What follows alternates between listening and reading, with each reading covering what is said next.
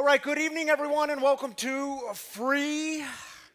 I'm Ryan. I'm the lead pastor, executive director here.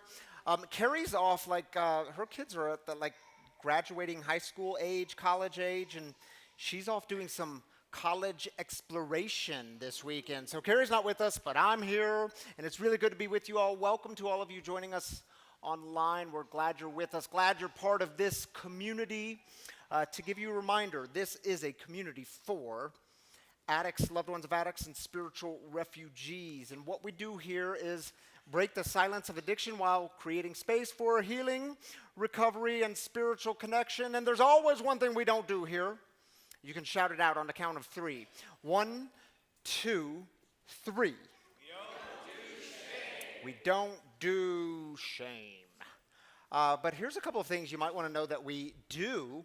If you're new with us, if you're a first-time guest with us, we do have a welcome bag for you. It's got some free swag in it, some fresh roasted wagon coffee from Tammy Canada and Wagon Coffee Roasters, which, by the way, y'all know that's roasted right here on site. So when you drink coffee, you're drinking some of the freshest coffee you've probably ever had.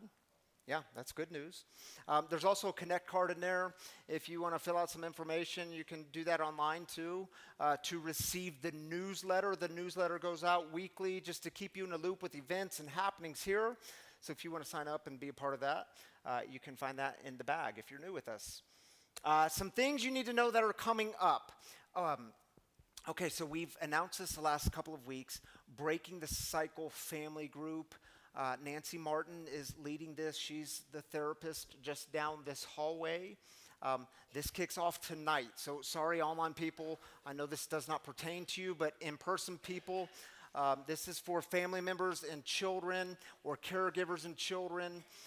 Dinner is provided, or I should say food is provided. I'm not exactly sure what food they have tonight. This will be the first and third Saturday of every month. It's right after this service from 6 p.m. to 7 p.m. So if you want to check that out, tonight is the kickoff. And man, this thing is needed. So thank you, Nancy, for leading this, if she can hear me somewhere. Yeah, good stuff. Let's clap for that. Super Bowl is tomorrow. Brian Kuntz, he just texted me. He said, I'm not going to be there tonight, but do let people know I've ordered $500 worth of pizza and snacks, so y'all are going to be well taken care of. Come here tomorrow. Doors open at 3:30. The kickoff is at 4:30. The cafe will be open. If you don't get enough pizza and other goodies, get you a muffin from the cafe or a latte. It'll be open till just around halftime, so you can get in on that action. The game's going to be all over this building, but especially here on this 220-inch screen. So if you're looking for a place to watch the Super Bowl, we got you covered. Be here tomorrow. Who's in the Super Bowl? It ain't the Broncos. Seattle Seahawks, Bears. Someone said the Bears. Seahawks and the Patriots are in the Super Bowl. All right, y'all. The way we get started here at Free on a Saturday night is with celebrations. We start with the good. We lift up the good. Maybe you're here tonight celebrating a sobriety anniversary or birthday or whatever the new thing in your life or recovery is, new jobs, new homes, new babies, new whatever it is. We celebrate it all. If you're joining us online, drop your celebrations in the YouTube comments or the Facebook comments, and we're going to join with you there. If you're in-house, just raise up your hand, and David will get you a mic on this side. Darren will get you a mic on this side. By the way, Darren is our guest storyteller tonight. You're going to hear from him later. Was that a celebration? That was the very first celebration, Darren. All right, this time is yours. Let's take 3 minutes.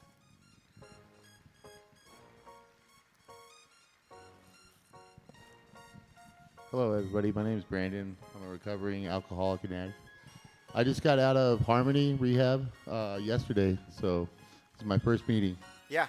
Brandon, glad you're here, buddy. Welcome. Hi, my name's Craig. I'm celebrating 9 months clean and sober from crystal meth today. Way to go, Craig. Happy 9 months, brother.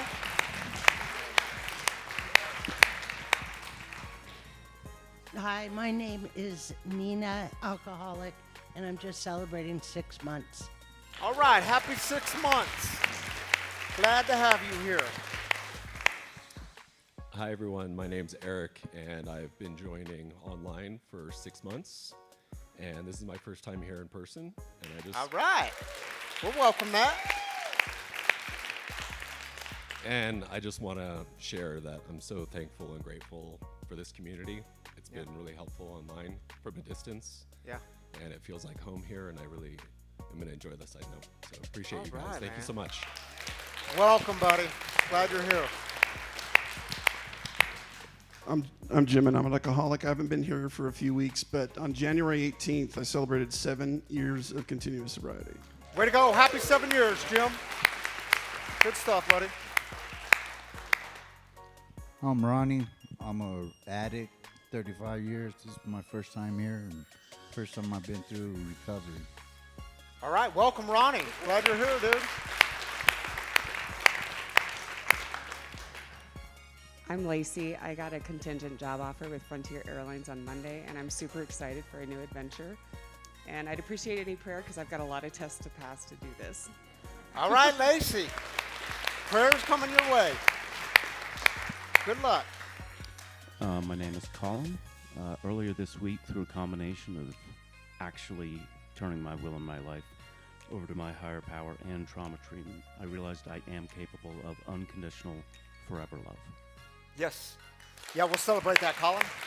That's a good word, dude.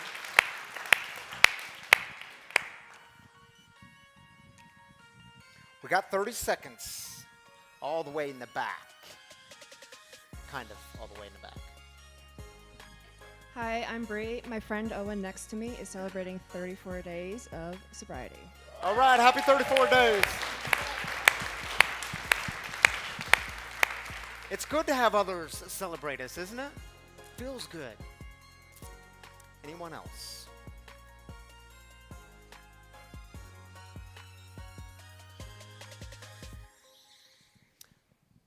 All right. Thank you, Darren. And did we have one more? Yeah, let's do it. Let's do it. I'm Brittany, and I have 5 months clean. All right, Brittany, happy 5 months. Tammy Canada, you going to join me up here? Darren, if she can have your mic. Thank you, Darren and David. I can take that from you. Thank you, sir. Yes, is your mic on? Yeah, Tammy's multitasking. She's running the online. Did we have some celebrations online? Yeah, there are a few on there. Well, let's get after it. Get after it. Who says that? You. I do. You I do. Allie says, celebrating 1 year of sobriety on February 10th. All right, Allie. Happy almost 1 year. Carrie says, the Allisons are joining you from home, and we are celebrating John being home. And yes, we will celebrate that. For those of you that don't know, John was in the hospital for the last week, but he's recovering and home now. So I'm glad y'all are home. And yeah, welcome home. Yes. Glad you're here. And Renee says, celebrating 6 months clean. Way to go, Renee. Happy 6 months. Mark says, celebrating the face that free offers internet. So maybe the fact that free offers internet so we can see you guys live. Well, yeah, we're glad you're here, Mark. And we'll see you next week. And Jennifer, hey friends, celebrating 743 days sober. And Ash is with me celebrating 70 days sober. Also, Ash is going back to school. All right, way to go, Jennifer and Ash. Good to have y'all with us tonight. Carrie says, oh, she had to start with hi, friends. Doesn't she always say that? Hi, friends. Hello, friends. Hi, friends, joining you all from Austin, celebrating the amazing, she rubbing it in now, she's getting dirty. Amazing 80-degree weather and time with my son. Grateful I get to be a sober mom. All right, Carrie, we're celebrating you. But it's supposed to snow 12 inches tomorrow when you get back. Actually, it's going to be like 65 degrees, isn't it? Oh, I love it. Thank you, Tammy. All right, y'all, we are kicking off a new series tonight. We're going to spend all of February talking about love. All kinds of different forms of love. This series is called Recovering Love.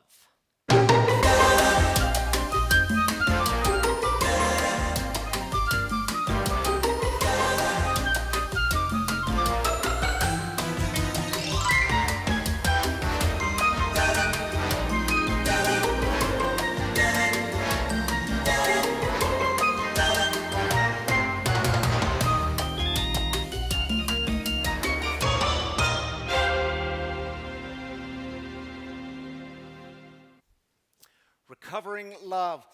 Sometimes love can just be really confusing, can't it? Especially in recovery. And you do know some of those memes that just kind of float around the internet, they have a way of nailing this stuff. Like you know in the rooms, how the rooms of recovery, you'll hear the phrase often, keep coming back, keep coming back. Yeah, this dude's confused. She told me to keep coming back, so I guess she wants to see me again. Oh, my boy, he's got some things to learn. Love is confusing. Al-Anoners, loved ones, you get confused on love too, right? Yeah. This one says, how many Al-Anons does it take to screw in a light bulb? None. They just detach and let it screw itself. Love in the form of detachment. Gets confusing, doesn't it? Or how about this one? When love, it comes in the form of, well, the fear of losing what once was. Wishing you a speedy recovery because I need my drinking partner back. Yeah, love can get confusing sometimes. How many of us have done this with love? Next slide, please. I am so lonely. Why must I live this life alone in solitude? And then some gentle affection, gentle human touch comes your way. Don't effing touch me. Will this loneliness ever end? Why don't people want to love me? Why am I so hard to be around? I'm likable. Don't effing touch me. I mean, is it true? Romantic love, love of friends, family, community, God's love, loving yourself, does it all ever feel just really confusing? And some of you, you grew up in an environment, you were raised in a household where love was conditional. We talked about that a little bit last week. Love for you was always something to be earned. It was based on what you could produce and how much you could produce, and was it good? Or maybe in your household you saw love used in such a way that it enabled the worst kind of behavior, and love just got really confusing. Some of you, you're still struggling with romantic love.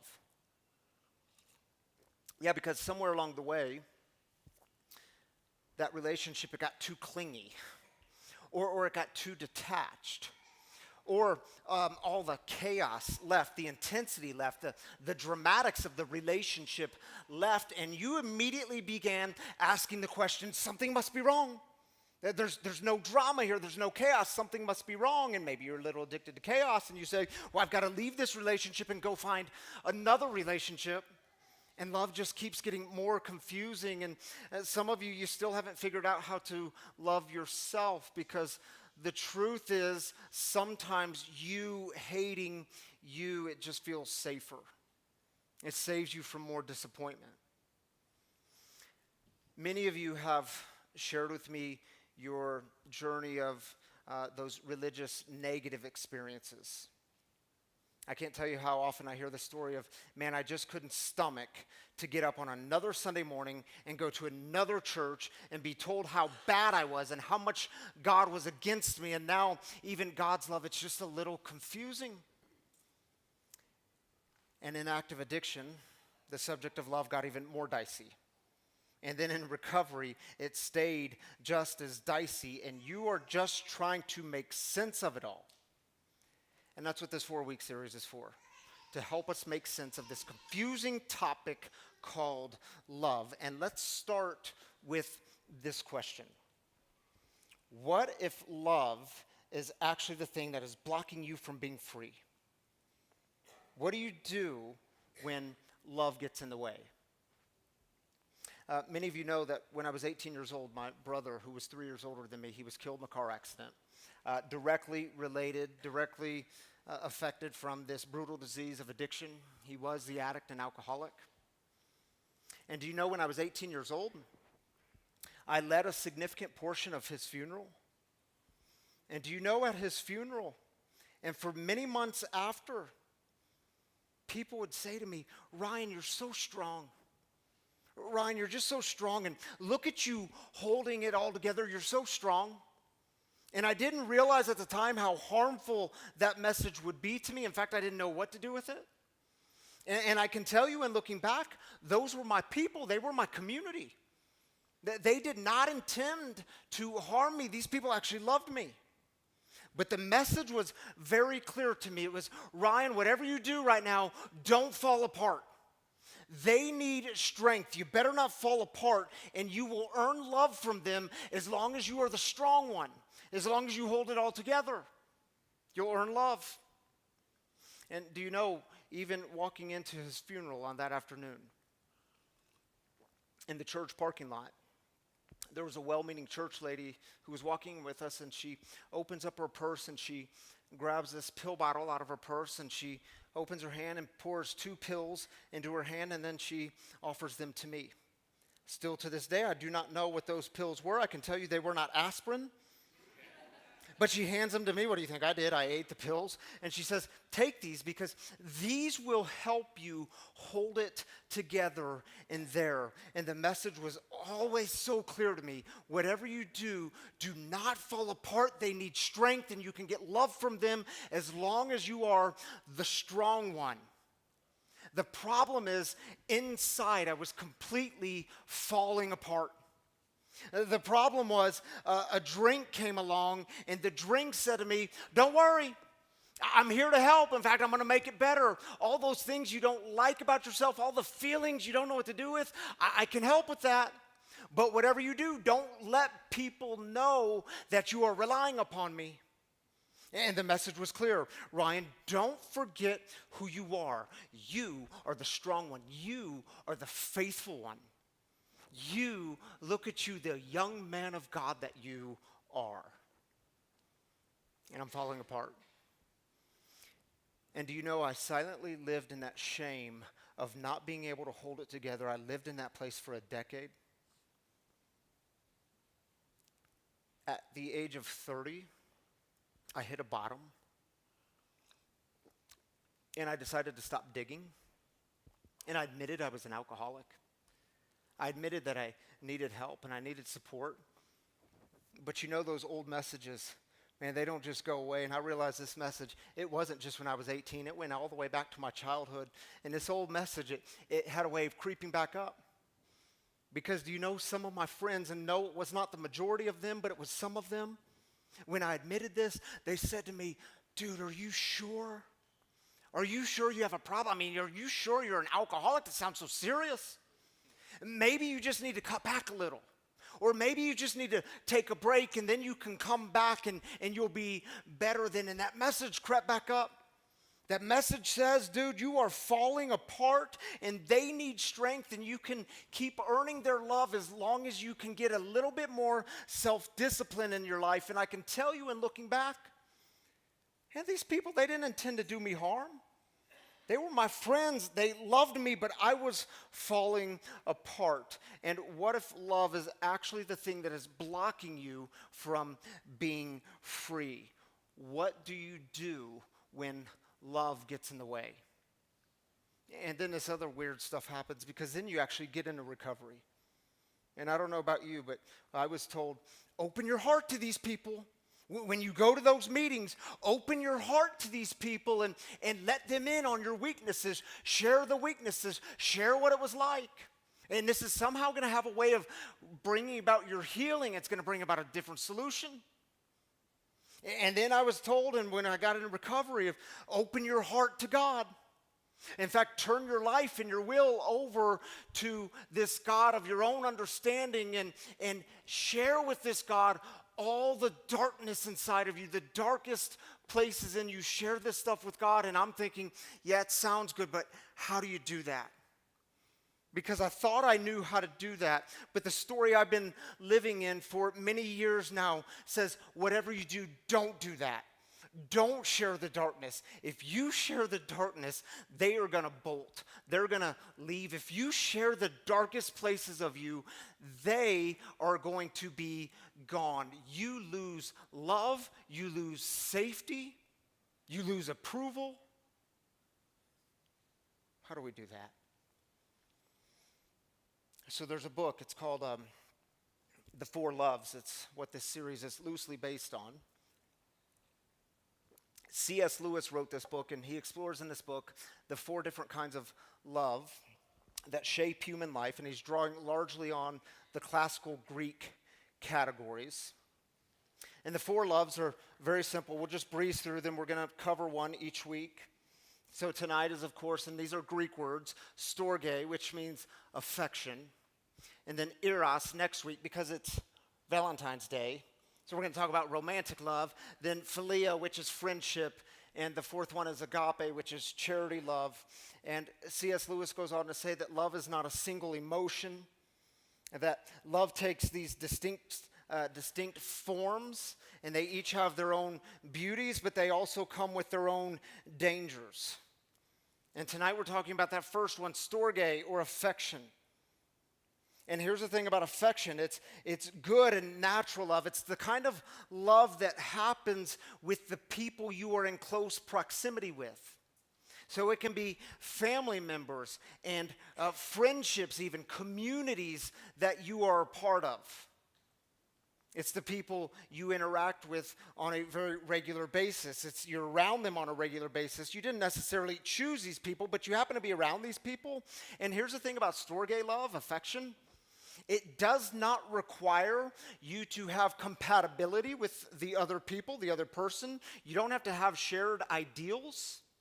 In fact, the easiest way to understand this kind of love is one line. Affection is the unchosen love of familiarity that heals when it is humble, but it harms when it becomes possessive. And what if love, affection, is the thing blocking you from being free? What do you do when love gets in the way? So there's this fascinating story in Matthew's Gospel, chapter 16. And I think the whole thing, it's about this kind of storge, affection, love, and the whole story is about what Jesus does when this kind of love gets in the way.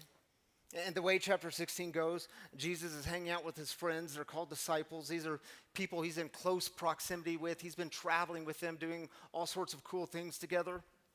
And Jesus says to his friends, he says, "Who do people say that the Son of Man is?" And his friends pipe up and they say, well, some say John the Baptist, others they say Elijah, still others they say Jeremiah or one of the prophets. And then Jesus shifts the whole question and he says, yeah, but who do you say I am? And Peter, who is one of those friends, one of those disciples, in fact, he thinks he's like the closest one to Jesus. He's always doing things right. He's protecting Jesus, very protective of Jesus. And he's, of course, loved by Jesus. And so Peter pipes up and says, you are the Messiah. You are the Son of the living God. And Jesus says, oh, that's great, Peter. I'm going to give you the keys of the kingdom. But then the conversation turns again. And he says, look, y'all have to understand something. I've got to tell you where this whole thing is headed. He says, you have to understand. I'm going to Jerusalem, and when we get to Jerusalem, things are going to get really bad. He says, you need to know, I'm going to undergo a tremendous amount of suffering because you know how the Romans are. They hang people on crosses. You suffer and die. And he says, you guys need to know I'm going to be put to death by the religious and political leaders, and then after 3 days, there's going to be resurrection. But Peter took him aside and began to reprimand him for saying such things. Heaven forbid, Lord, he said, this will never happen to you. I mean, can't you hear Peter saying in that, no, Jesus, whatever you do in this moment, you cannot fall apart. Dude, you are the strong one. Do not fall apart. Can't you hear Peter saying to Jesus, dude, you got to get your life together in this moment, man. You are the faithful one. Can't you at least pray about this? And do you hear the fear in Peter's voice? No. Jesus, you cannot crumble here. Because if you crumble, well, what does that mean for me? What's going to happen to me? Grief is a very interesting thing, isn't it? Because anytime you are grieving, and it doesn't matter how small or how big the loss is, when you are grieving, you will always have those around you that come along and say, whoa, whatever you do, do not fall apart here. I need strength, and if you fall apart, what does that say about this unstable world in which I am living? If you crumble, well, what does that mean for me? And Jesus turned to Peter and said, "Get behind me, Satan. You are a dangerous trap for me." Easy, Jesus. You are seeing things merely from a human point of view, not from God's point of view. And I hope you all know, some of you have people in your life that you need to say to them, "Get behind me, Satan. Get behind me. I love you, but you're dangerous for me. You are setting a very dangerous trap for me. Your love is not big enough for me. Your love is not big enough in this moment. In fact, your love is too possessive right now, and it's blocking me from the Spirit. It's blocking me from being free." I wish when I walked into that funeral that day, when I was 18 years old, I wish I had wisdom enough to say, "Get behind me, Satan. Get behind me. This is not helpful right now." For all the times I heard, "You're the strong one. You're so strong. Look at you holding it all together." I wish I had the wisdom enough to say, "Oh, don't you say that to me. Ryan, don't you believe that, man. That's going to lead you towards a very dangerous place. It's going to lead you into a darkness that's going to be very difficult to get out of. Man, it's a trap. Don't go there. You are not the strong one." And for all the friends who said to me, "Dude, are you sure you're an alcoholic? Maybe you just need to cut back. Maybe do this. Maybe do that." Man, I wish I had wisdom enough to say, "I know you love me. I know you are trying to protect me, but man, this is not helpful right now. Get behind me." And think about it, y'all. Peter, he wasn't mean. Peter loved Jesus. He just couldn't bear to see Jesus suffer. You might have friends, family members, members of communities that you are part of. They might be in your life, and you need to know they are not being mean. They love you. They just can't stand to see you suffer. You see, affection's first instinct is to always minimize pain, try to protect you from pain. But you know that pain actually comes, the healing comes in the pain when you go deeper into it. That you have to get honest with it. And affection, it cannot understand the process of resurrection. It can't understand the process, and it is a process of new life, because what affection really desires is relief. Affection just wants to breathe again, and affection says, "I don't want to lose you." Affection says, "I don't want conflict, and I don't know how to cope with change." And you might have friends or family members or community members of different communities you're involved in, and you need to know that they're afraid. Man, they don't want to lose you.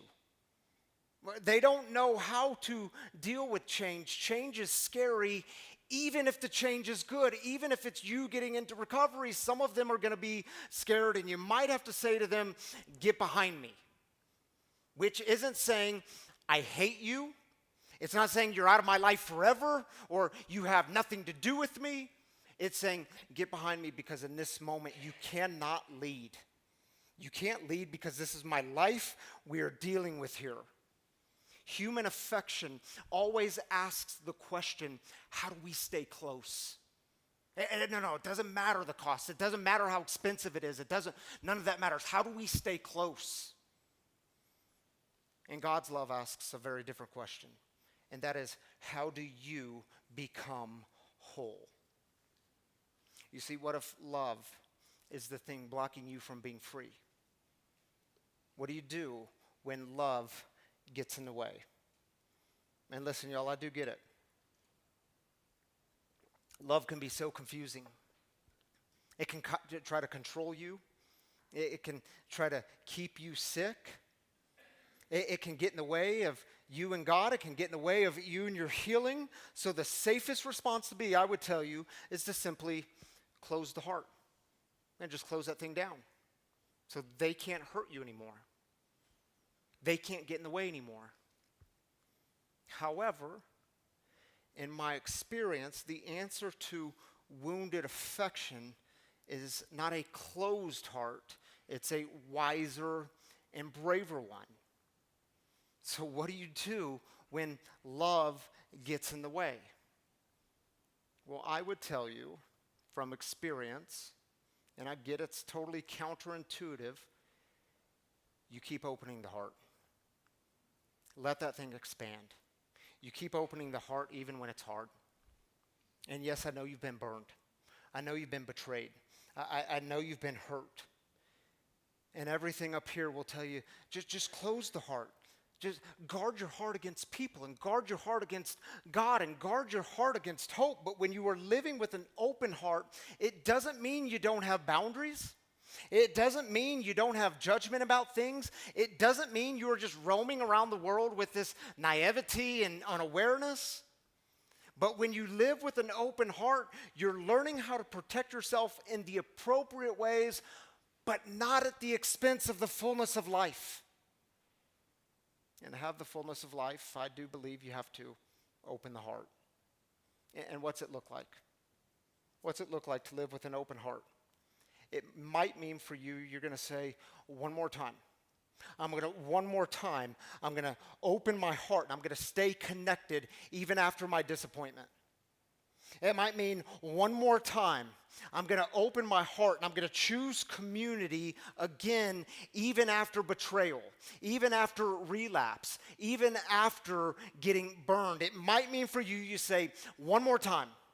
One more time, I'm going to open the heart and I'm going to get honest with God and with another human being about the pain that I have experienced. It might mean you say, one more time, I'm going to open the heart and I am going to allow myself to fall apart because I'm not the strong one. And then I'm going to wait and see if love remains one more time. Because here's the thing, a closed heart, it feels safe, but a closed heart can never get healed. There I was, 30 days sober and in recovery. And y'all, I was feeling very brave. Oh, I was feeling brave, and you do know you can be brave and dumb at the same time. Yeah, it's true. You can be brave and dumb at the same time. But I'm telling y'all, at 30 days, I felt this pull. Some people might even call it a calling. I felt this calling to open the heart and to get honest because I'm working a program of honesty. And so what I do, I met with my district superintendent who was like functions as my boss. And I'm 30 days sober. I meet with her. We meet with up at the Red Robin for lunch. Her name is Reverend Dr. Melanie Rose. And man, I got there early and I was so nervous. Man, I was so nervous. I didn't have a drink in front of me, but I had bottomless French fries in front of me. And I'm eating those things alcoholically. I'm that nervous. I don't know what to do with myself.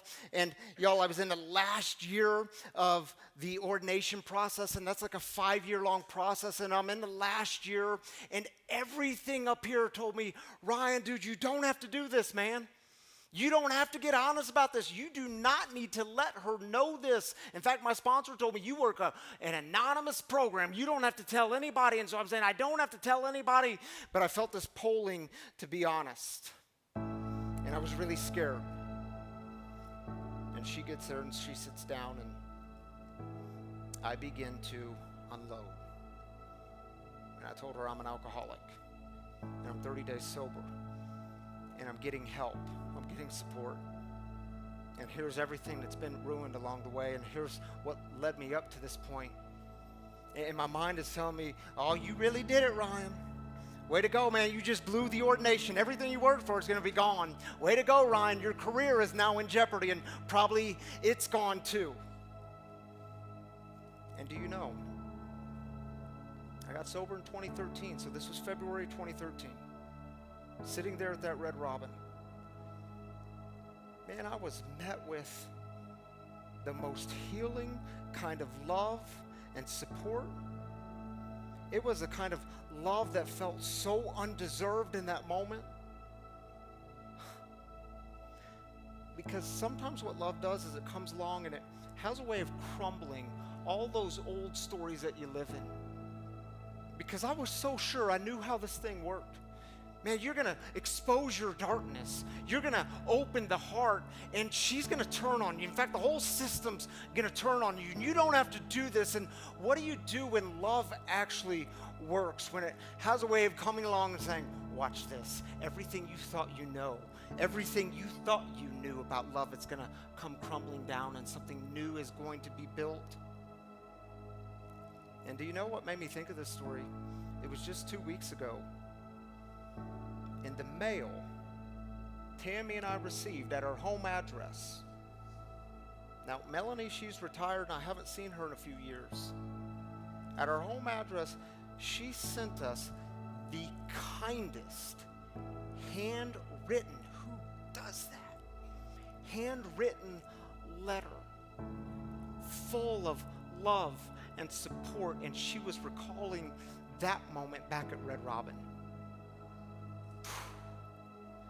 Yeah, what do you do when love actually works? When it has a way of healing you.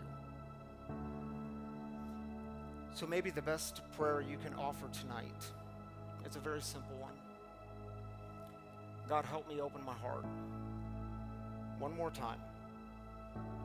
God, I'm terrified of getting hurt by people again. God, I'm terrified of getting hurt by you again. God, help me open my heart just one more time.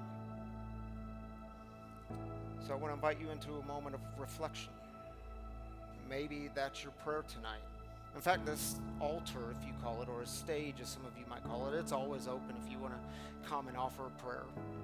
If during the song you want to offer a prayer, you can do it right where you are too. This time is always yours. But this song is called If You Want Love by NF.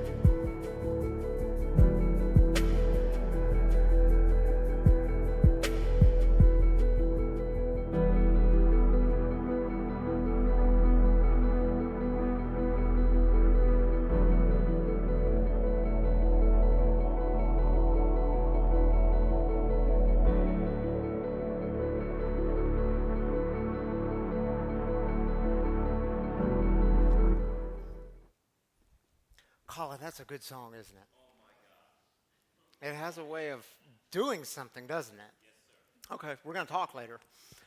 All right, y'all, welcome back.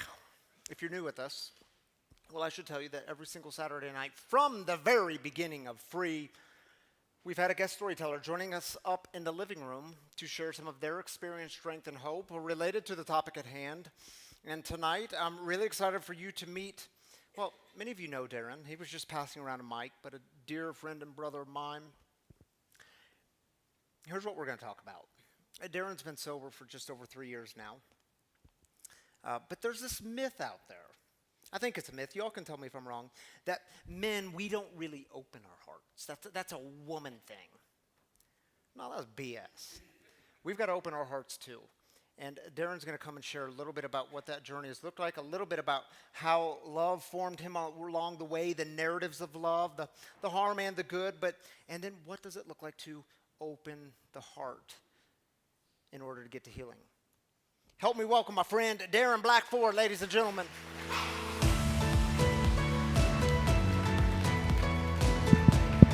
Come on up here, brother.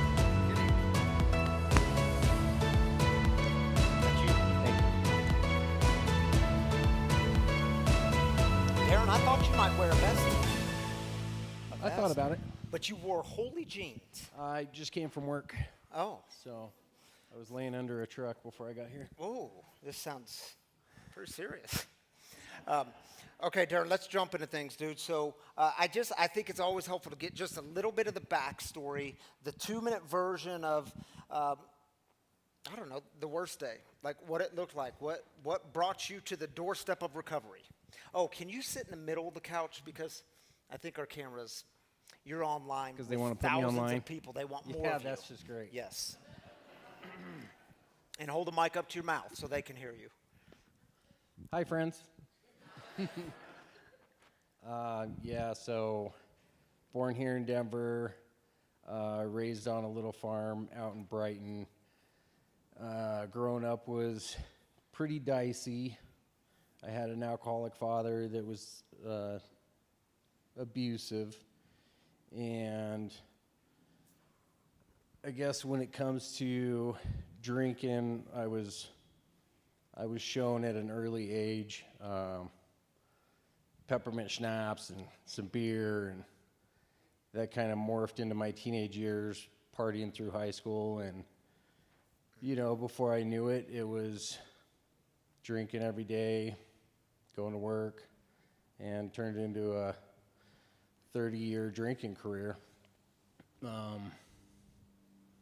think what got me to recovery was I had lost my son in 2018, and I was trying to Band-Aid the pain, and I really started drinking a lot then. Darren, are you okay to say, and if you don't want to, are you okay to say how you lost your son? I just think it's relatable to people here. Yeah, he was. He got into marijuana in high school, which especially for me and drinking, it's no big deal. That's what kids do. But I did not know that he was doing hard drugs. He passed away from heroin overdose. Yeah. And what'd this do to you, man? That's like one of those formative moments. What'd it do to you? It was crushing. My whole world fell apart. I didn't even know how to go to the grocery store for a couple weeks. It was devastating for all aspects of my life. Affected my other children, and just tremendous grief, tremendous pain that, I felt guilty about, looking the other way on the marijuana, or, just not being there, not being present, Yeah. And so you started to drink until, things got worse, right? Oh yeah, they got tons drinking, worse. Passing out, not being present, everything everyone knows all about here. But then your sister came along, right? What year was this with the birthday cake? So my belly button birthday is December 11th, and this was 2021. And she said, I'm going to bring you a birthday cake for your birthday, which she probably knew I was going to party that night because it was my birthday, which, you know, I didn't really need an excuse, but it's not like her to bring me a birthday cake, you know. And she's like, I'm going to be there at 8 o'clock in the morning. I'm like, I'm not going to be up at 8 o'clock in the morning, you know. Ain't no alcoholic up at 8 o'clock in the morning. Well, this is the only time it'll work, you know. You have to, it's the only time that your niece can make it, and me, and I'm like, okay, whatever, you know. So I kicked the beer cans under the couch, and, you know, I figured people would show up, and it kind of hit me, dawned on me, like, this is so off, this is weird, something's going on. And she's been in AA You know for a what she long does time. for a living, right? Yeah. Okay. Yeah. His Yeah. sister's an interventionist, just to put it out there. Yeah. Well, I was also drunk, so Yeah, well, I, there's that, you know, there's there's that. that. And I'm like, yeah, I know what she's doing. This is ridiculous, you know. But anyway, you know, 9 o'clock rolled around when everybody was supposed to be there, and sure enough, my buddy Scott and a different interventionist, you know, because she couldn't do it herself, I guess. But my mom and everybody, all my family showed up, and they said, yeah, we're worried about you. We think you're going to die if you don't get some help. And I said, okay. So I jumped on a plane, and they flew me out to California and went to rehab. Yeah. And that was Newport Beach, which, you know, I had never been introduced to AA or anything, so it was kind of awkward for me to, A, be there, B, be sober for the first time in 30 years, and people wanted me to open up and share about, you know, things that have happened to me. It's crazy, isn't it? I'm like, what? No. Open up. This is going to lead to I your don't need healing, that. Darren. Yeah, I don't need that. But here's what I can tell you about Darren. How long have we known each other? 3 years? 3 years. Okay, a little while now. And Darren opens up. Like, there's this deep side to Darren that takes a minute to get to really know. But tell us, when you got into recovery, what was so hard about opening up to other men specifically? Because that's the hard part. Like, what was hard about opening up about how you saw love as a child, how you experienced love as a child, and then drinking career, and what was the hardest part about opening the heart? I think for me it was along the lines of... I want to hold the mic up just a bit. Of just being a tough guy, you know. Tough guys don't cry. I was raised in that kind of thought process. You know, we didn't have time for feelings necessarily. And I was taught early on, you know, if I didn't feel those feelings, that it wasn't able to hurt me. You know, things that are romanticized and Clint Eastwood, John Wayne kind of thing, you know, that is just this thing that you don't do, you know, to show weakness. Pretty much fear of thinking other people would see who I really am and that I was showing weakness. Yeah. And you told me when we were talking last week that growing up with an alcoholic father, you weren't used to being shown love, and if you could just avoid the feelings, then you didn't have to feel the pain. Yeah. What would that look like? A lifetime of ignoring feelings, not experiencing the pain? It was a survival skill that I learned early on, so, you know, I probably avoided a lot of pain or buried it so I didn't have to feel it. So it served me in a way, but also kept me from building those close relationships. Yeah. You know, I never really got close to a whole lot of people, but especially friends, coworkers, things like that. You know, it was just base level, you know, acquaintances. So something shifted in recovery. You said even in your recovery, things got bad enough to where you actually had to open the heart to other men. What'd that look like? Yeah, after I got back from rehab, I made it about 11 months white knuckling it, and I couldn't bring myself to ask someone to be my sponsor. It just felt really weird to me to go tap another guy on the shoulder and be like, hey, will you be my friend? You know, and it's just this weird thing about, you know, I had these weird things about AA anyway, but on top of that, you know, it was way too much for me, so I just didn't do it. I ended up relapsing 11 months in, and it scared me. You know, I felt a lot of shame and that I had let myself and my children down, and I knew I had to do it. It was either die drinking on my couch or get a sponsor, you know. And so I had a couple guys in mind, these guys that had something in their eye, you know, a little glisten of something, honesty, integrity, I don't know what it was, but I knew I wanted it.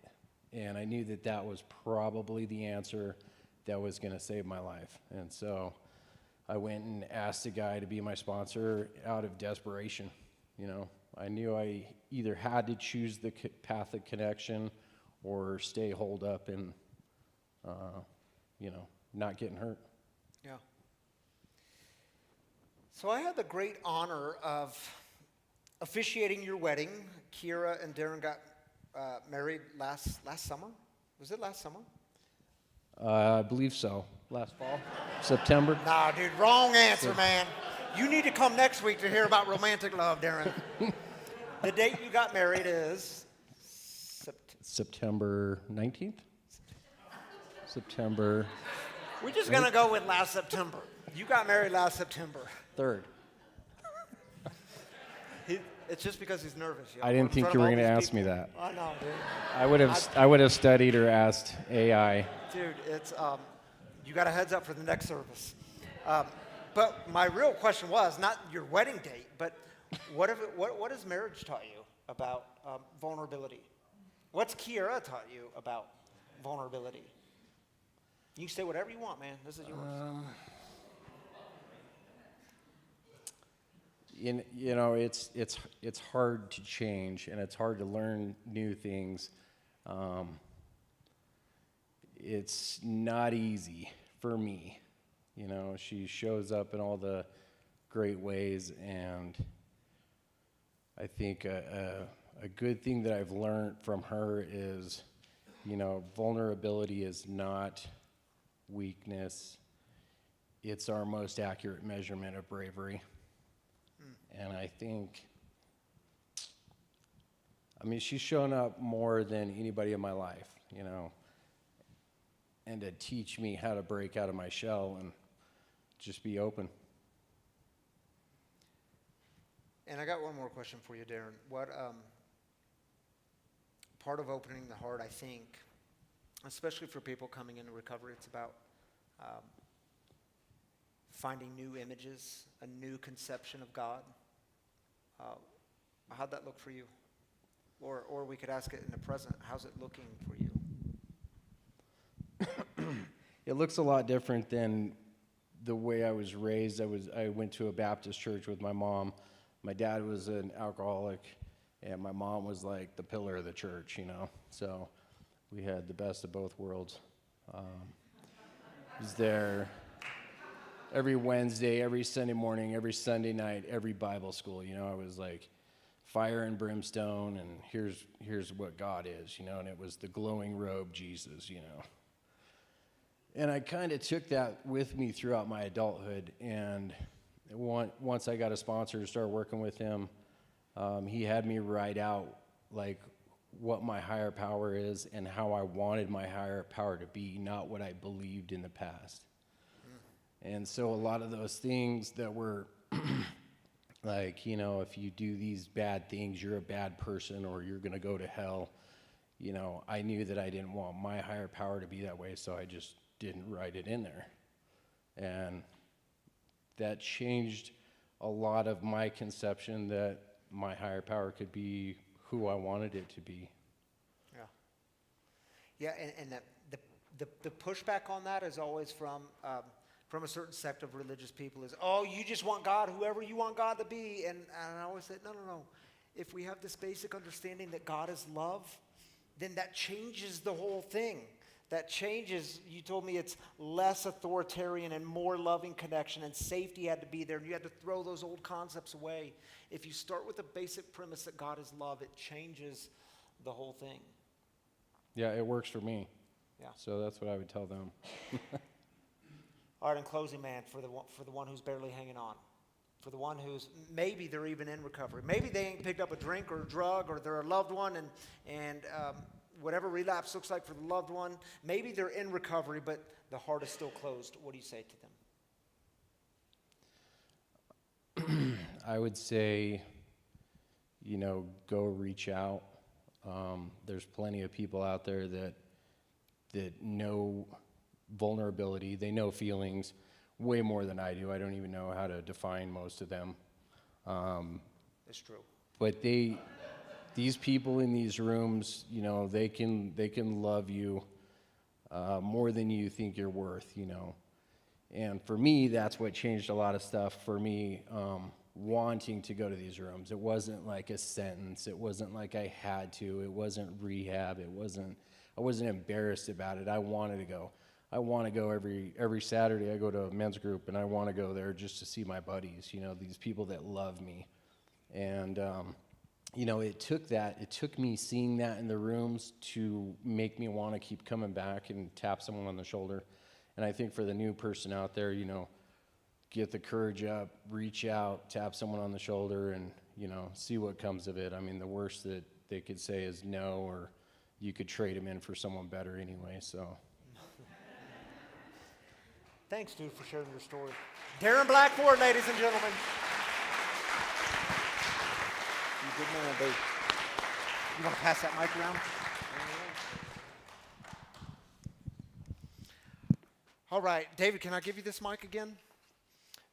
Well, the way we close things here on a Saturday night is we start with celebrations, and this is similar to celebrations, but these are called heartaches. It's the burdens that maybe you've been carrying around this week, the ones you've been trying to carry alone. And then you have this moment of realization that you suck at carrying these things alone, and you don't have to. It's why you have community. It's why we have a God who hears the cries of the people.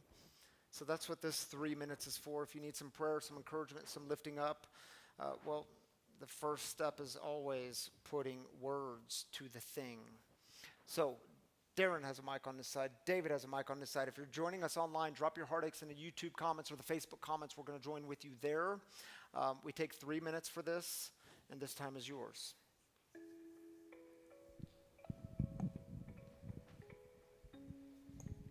Hi, my name's Jennifer. I'm an alcoholic, and I've shared a lot over the last year. My daughter and her husband were killed in a car accident about 13 months ago, and they were 29 years old. My other kids were in the car and survived. And something you said earlier today, just God shot. I'm head of a theater company, and the chairman of my board, a couple months ago, I was in a performance and talking to the audience, and later he said to me, Jennifer, you really got to stop talking about the death of your daughter. Yeah. Because you're ruining the company. All these guys that are going to give us money, and, we came, so you play this and that and the other thing, and people just think, you're weak, you're too broken, you're going to fall apart. So I'm thinking we should get this other guy to do the talking now. You can direct the plays, but just don't talk to anyone. Yeah. And he's kind of stayed on that for the last 13 months.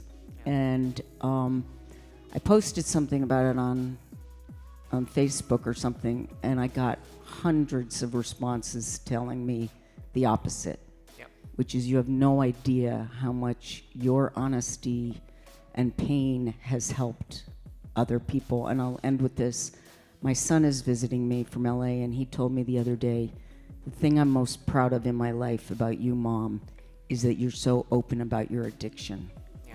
And that you aren't afraid that people will abandon you or think badly of you. But I think you talking about the vulnerability of pain and our addictions, and how do we get rid of shame, is by telling the truth. Yeah, the gift of an open heart. So, thank you. Continued prayers, Jennifer. I'm glad you're here. Thank you. Yeah. And it helped me a lot. Thank you.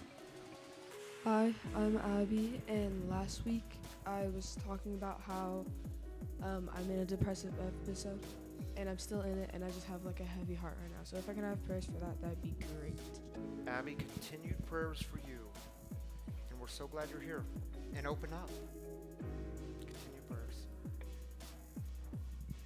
I'm Brittany, and if everyone could pray that my 17-year-old will return home. She ran away 4 days ago, and I don't know where she's at, and she's in communication, but she won't tell me where she's at. And so, just to pray for her to come home.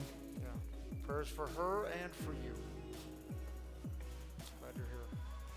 I'm Kathy, and I would like to ask for prayers for the Buddhist monks and their peace walk in Washington, D.C. Yeah. And from what I have read, I think they may be going to Minneapolis.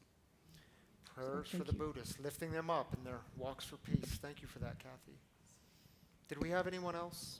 My name's Nicole, and just want to get prayers for my stepkids. Their mom went back to rehab last night, and more so for them because they're starting to hate. And I want them to know that you can still love from a distance. Yeah, prayers, Nicole. Thank you for that. Yeah, love can get really confusing. Continued prayers. Thank you, David and Darren. Yeah. Well, if you have been impacted by the mission here of breaking the silence of addiction, creating space for healing, recovery, and spiritual connection. Oh, online people. Thank you, Chance. That's why we have a tech team. I'm going to get back to that in a moment. Tam, do you want to join me up here one more time? That's all you got to do is clap in the back. That's enough to make me say, what the hell is going on here? Well, I screwed something up. Sorry, getting online used to the community. 5 o'clock. I know, I'm getting used to it. We used to live stream at 7, now it's at 5. So we do love you, online people. You want the first one? Yeah. Okay.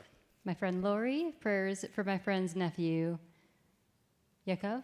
21-year-old fighting recent leukemia, lung cancer diagnosis. Yeah. Prayers for your friend. I saw that you posted that earlier. Rhonda says, still dealing with grief and depression since my husband died. Rhonda, we will still pray for you and lift you up, and we're glad you're here as you're dealing with grief and depression, and keep connecting. Jennifer says, asking for prayers for my brother Ian, who we believe is back in the grasps of alcoholism and addiction, as well as prayers for the family of my friend Carrie, who just passed from this disease last week, especially for her son, who has now lost both parents to addiction. Goodness. I hate that. Yeah, lots of loss. Prayers for you, Jennifer, and all the people you just mentioned. Ashley says, I'm just feeling kind of lost. Yeah, I've been there. Lost and hopeless and need prayers for strength and guidance, please. Ashley, good for you for saying that and for having the vulnerability to admit that, and prayers for you. And I promise you, people in this community know exactly what that's like. Lifting you up tonight. And Renee says, I lost my best friend to an OD 2 years ago, February 13th. Prayers and holding space this week for my love, Ashley. Yeah. Prayers for them and you. The Phoenix, Jess, says, prayers for my sister who is struggling with her mental health. She is substance-free but really struggling. Jess, prayers for your sister and the family, because everyone's actually involved in that, so lifting them all up tonight. Glad you're with us tonight. Thank you, Tammy, for joining me up here, and thank you for running the online people community. Back to what I was saying. If you've been impacted by the mission here of breaking the silence of addiction, well, I should always tell you that we are funded by you, the people. It's how we keep this thing going. I should say this. It's one of the ways we keep this thing going. So if you would like to donate here at Free, and by the way, we're so grateful for those of you that participate in this, and we know it's like a sacrifice you make. So seriously, thank you for being a part of that. If you want to donate to Free, there's a few different ways you can do it. You can download the app, Free Recovery Community. All of our content, messages, guest storytellers are on there. There's a giving button there. You can give one time, or you can set it up to do weekly or monthly. However you do it, we're grateful for any and all of it. You can do the same thing on the website freerecoverycommunity.com. Or for you cash and check people who like to give in those tangible ways, well, there's 2 giving kiosks. This is for those of you in person, just outside these double set of doors, both sets of doors, if you want to give that way. And again, for you all in-person people, the Kind kiosk is always here. And it's the one tippy tap system. You just tap and give that way. It's kind of a fun way to give. And to online people, man, for those of you that have never been here but give, you consider this place your home. Eric, where's Eric? Yeah, dude. He said it's his first time here. He's been tuning in online for 6 months, but this is his home. And so we realize for some of you, this is your home. And we're glad this is your home. And thank you for those of you that have given and you've never stepped foot in here, but you call us your people, your community. What an honor. Shall we go out with a prayer? Yeah. I would encourage you to just open up the hands. Because sometimes when we open the hands, it has a way of actually opening the heart. Yeah. And sometimes that's really difficult. Especially if you've been hurt, burned, betrayed. And tonight, here we are. Open. If you don't know the 3rd step prayer, well, it's on your screen. We'll pray it together. It goes like this. God, I offer myself to thee to build with me and to do with me as thou wilt. Relieve me the bondage of self, that I may better do thy will. Take away my difficulties, that victory over them may bear witness to those I would help of thy power, thy love, and thy way of life. May I do thy will always. Amen. Grace and peace to you. We'll see you next time. See you tomorrow for the Super Bowl, by the way. Have a good night.